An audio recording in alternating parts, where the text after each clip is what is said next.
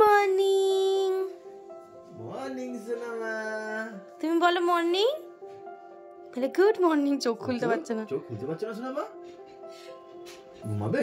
আর ঘুমাই না বাবা। ওর মুড হচ্ছে কেন আমাকে এভাবে ডেকে ডেকে তোলা হলো। আমি আরেকটু ঘুমাতাম। বারান্দায় দুটো পা ছড়িয়ে নিয়েছে।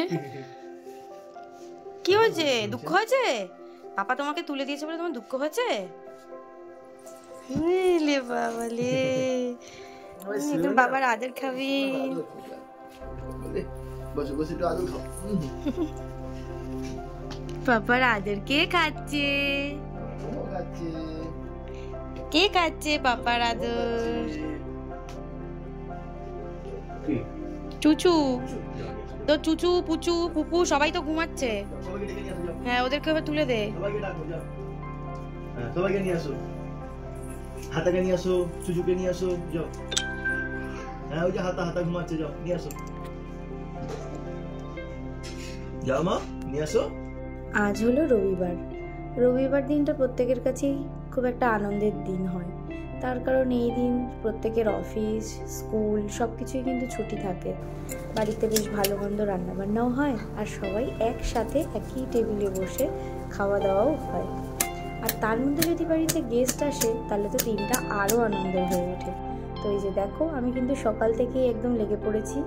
এখানে আমি ফার্স্টে আমাদের ব্রেকফাস্ট বানিয়ে নিয়েছি, আর তোমরা তো দেখতেই পেলে পাউরুটি, তার মানে আজকে সকালে আমি কিন্তু ডিম টোস্ট বানাবো। তো চলো ঝটপট ডিম টোস্ট আমি বানিয়ে ফেলি।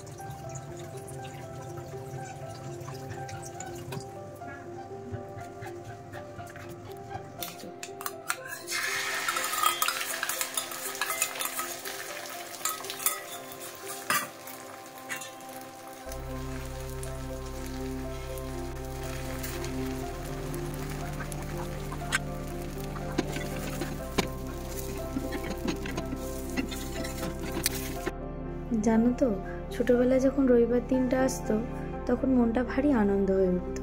তার কারণ সোম থেকে শনি প্রত্যেক দিনই তো পড়াশুনো, স্কুল সব কিছুর মধ্যেই কেটে যেত। এই একমাত্র রবিবার দিনটাই সব কিছু থেকে একটু ছুটি পেতাম। সারাদিন খেলা আনন্দ এইসব করেই কেটে যেত। আর হ্যাঁ, রবিবার মানেই মাংস। আমি বড্ড মাংস প্রেমী মানুষ, মাংস খেতে খুবই ভালোবাসি। রবিবার হলেই মাংস না হলেই যেন সেই দিনটা মানে রবিবার রবিবার মনে হতো না।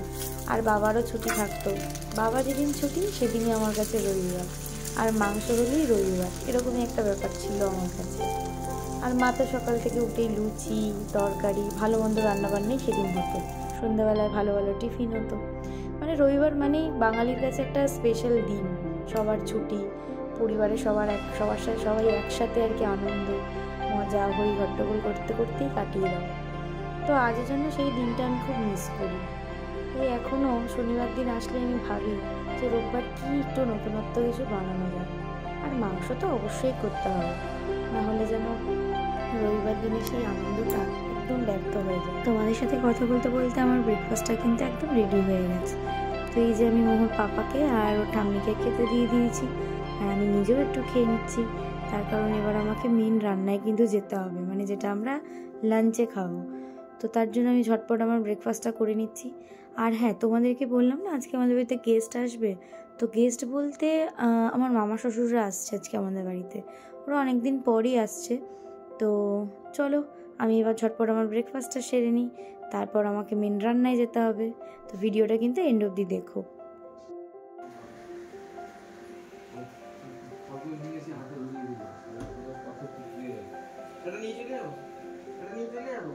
এই যে দেখো ওনারা কিন্তু এসে গেছে আমাদের বাড়িতে, অনেকদিন পরেই এসেছে। আর আমার মেয়েও কিন্তু ওদেরকে পেয়ে ভারী খুশি হয়েছে।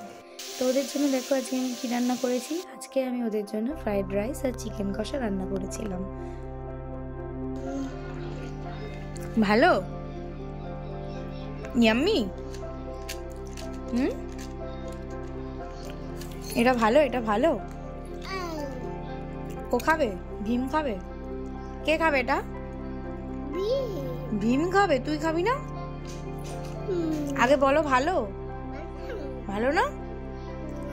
তাহলে খাবি কেন? ভালো না হলে তাহলে খেতে হবে না, থাক। আগে বল ভালো খাবি? ভালো এটা? ভালো? ভালো করে বলো, বলো হ্যাঁ ভালো, টেস্টি। দাঁড়াও দিচ্ছি। টেস্টি, ভালো, এটা ভালো মামাই? টেস্টি, আগে বলো টেস্টি। ওরে বাবা রে, ওকে।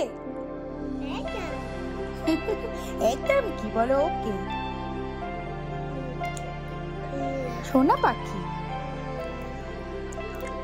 এই যে দেখো এই পায়েসটা কিন্তু আমি বাড়ি থেকে আমাদের জন্য নিজের হাতে বানিয়ে নিয়ে এসেছি। আমি যেই কয়বার আমাদের বাড়িতে এসছে প্রত্যেকবার এরকম পায়েস বানিয়ে নিয়ে এসছে। আর মামির হাতের রান্না কিন্তু ভীষণ টেস্ট, আর এই পায়েসটাও ভীষণ টেস্টি হয়েছিল। তো দুপুরবেলায় খাওয়া দাওয়া করে নেওয়ার পর সবাই মিলে একসাথে জমিয়ে গল্প করছিলাম। যেহেতু ওরা অনেকদিন পর এসছে তাই একসাথে বেশ খানিকটা সময় কাটিয়ে নিয়েছিলাম। আর ওরা চলে যাবার পর আমি আর আমার মেয়ে আর মামুনি তিনজনই পায়েসটা টেস্ট করছিলাম। তো যাই হোক, আজকের ভিডিওটা কিন্তু এই পর্যন্তই। ভালো লাগলে একটা লাইক, একটা কমেন্ট আর শেয়ার করে দিও। সবাই ভালো থেকো, সুস্থ থেকো, টাটা।